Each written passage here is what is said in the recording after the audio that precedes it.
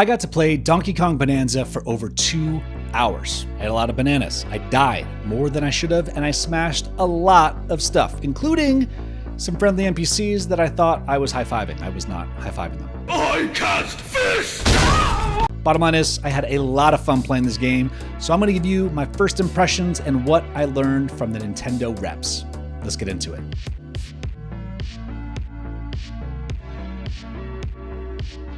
The first thing you got to know about Donkey Kong Bananza is that this is the actual Switch 2 launch title. Yeah, Mario Kart is dope.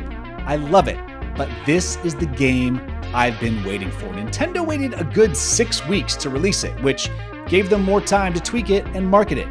Big brain move. But make no mistake, Donkey Kong Bananza is that must-have title that was missing from the launch. Secondly, a representative from the Nintendo Treehouse confirmed that Donkey Kong Bananza was made from the same team that made Super Mario Odyssey. I know, it was speculated, but this makes it official.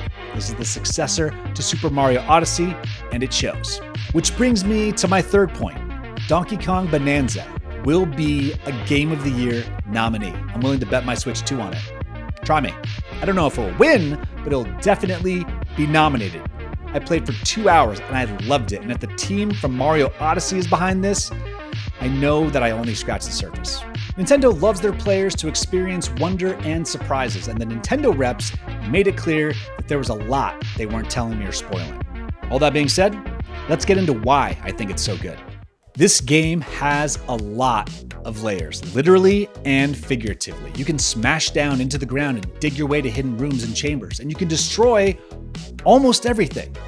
I am so curious to clear an entire level and see what the only things you can't destroy are. But there's so many hidden layers that it will be hard not to smash everything. One very cool thing is that you can reset the damage that you've done to the map mid-game. The Switch 2 hardware allows this game to have a lot of fun details that are so tiny, but so cool. I think everyone is gonna find different details that they love.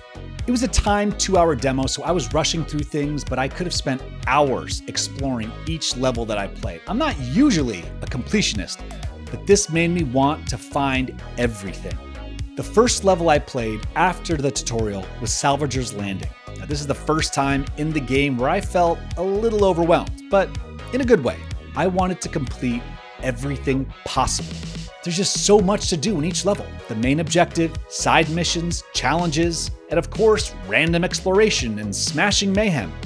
We gotta talk about the challenges. It seems like each level will have a lot of challenges, and they seem to have a pretty dynamic range. From straight platforming on the ground, to climbing and swinging, to combat, or even 2D side-scrolling. Much later in the demo, I got to do a 2D challenge, which was a throwback to Donkey Kong Country, and it was delicious nostalgia. Fast traveling through barrels is classic DK, but I like just exploring the world in 2D. And one challenge in particular that I loved was when Dingus played the Kong Bananza City Smash, where he had to destroy an entire building. Felt like that retro game Rampage. Spoiler, Dingus beat it, and then had a second challenge for the final banana. He had to clear the building with 20 seconds left. He missed it by a second, and of course, he had to go back and do it again. And then the third time was obviously the charm, and he beat it with ease. I'll have a hard time not getting all 3 bananas on every challenge, especially because they unlock skill points. Speaking of, the skill tree in Donkey Kong Bananza seems to be pretty vast, and the moves that DK already has from the beginning are going to make for a dynamic moveset. I'm curious to see how it all unfolds, but there were a lot of open slots. I personally upgraded the double jump, if you're holding rock, and a faster smash. But obviously, I would be working to upgrade everything. Anyway, back to the mission at hand. There was a lot left to do in this level, but I eventually got to the part I'd been waiting for, Pauline's introduction. Bonus, I love that you can surf on the record that you give to the Elder. Maybe I loved it a little too much. The details like this were awesome. And once we did that, Pauline was in the building! From what I've been told, Pauline is very much a co-star in this game. She's not just a secondary character, this is just as much her story. Another detail I loved was the introduction to Pauline's voice. This seems silly, but I thought it was a really unique storytelling moment in the game, which might not seem like a big deal, but this little jump cut montage that you click through, I don't know, just really showed her struggling with her personal confidence, contrasting with DK's silly reactions. It was a nice and endearing introduction to Pauline. Pauline's voice seems to have 3 functions. The first is opening doors and areas. The next is using her voice in co-op mode to attack. I love a good couch co-op game, so I was very curious to see what playing as Pauline entailed. So I gave Dingus player 1 and he went absolutely ham. Dingus picked this game up in like a matter of minutes. He is serious about his smashing.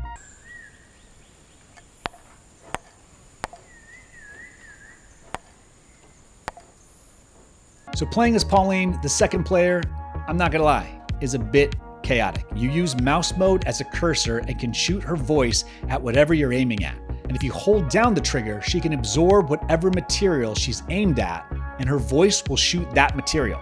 So if you aim it at sand, her attacks will be sand-based. Or for a lot of fun, you gotta absorb the boom rocks for the most satisfying boom booms. My immediate instinct as Pauline was to just fire at everything, which is what my little sister Sydney would have done to me if she were player 2. DK is already chaotic enough, but throw in Pauline's customizable projectiles and it just gets, for lack of a better term, bananas. It can definitely be incredibly helpful, but it can also potentially impede DK's objectives if he's trying to climb somewhere. It honestly made it hard to see what was happening on the screen, so hopefully your player 2 isn't just a trigger-happy friend or it'll get pretty messy. It's a fun co-op mode that just about anyone can pick up and play. And the last thing Pauline's voice does is probably the most important and fun. Her voice triggers the Bananzas. Kong Bananza is a strength transformation and makes smashing things even easier and more satisfying. Interesting choice to have Kong Bananza's butt so prominently displayed in this mode. I literally can't look away. Good grief, he's naked! I also got to try Ostrich Bananza, which makes you a crazy buff ostrich, and I couldn't help but slap other friendly ostriches. Sorry, not sorry. It was all in good fun, I swear. Ostrich Bananza has the ability to flutter and glide and drop bombs. It wasn't nearly as satisfying as smashing things as Kong Bananza, but I'm sure Ostrich Bananza will prove useful and necessary to reach certain parts of the maps. They've already shown off Zebra Bananza, but I didn't get to try it. Oh, and there's also some Bananza modes. Hey all, Dingus here. Due to a non-disclosure agreement, Brian can't legally talk about this part. Oh, and by the way, the Bananza modes have their own skill tree upgrades. They're going to be a huge part of the game, and I think they'll make for really unique gameplay, especially with how the maps can be transformed by your destruction.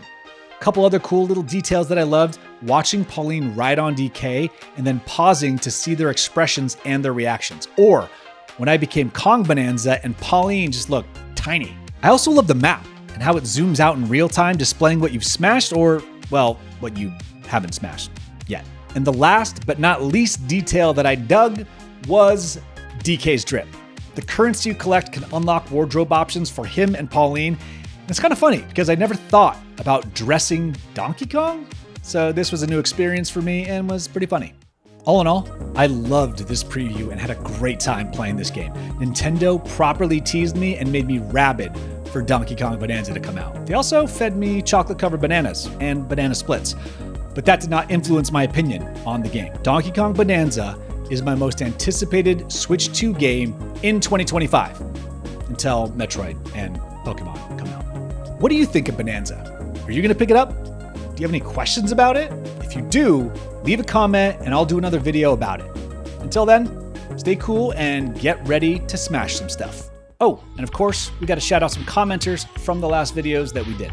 Example for Life said, I would like you to make a second video where you do all of the names again, but double the pace, then in reverse order, then play a Dre beat in the background like Lose Yourself. It's actually a great idea. I don't know if I'll do it, but it's a great idea.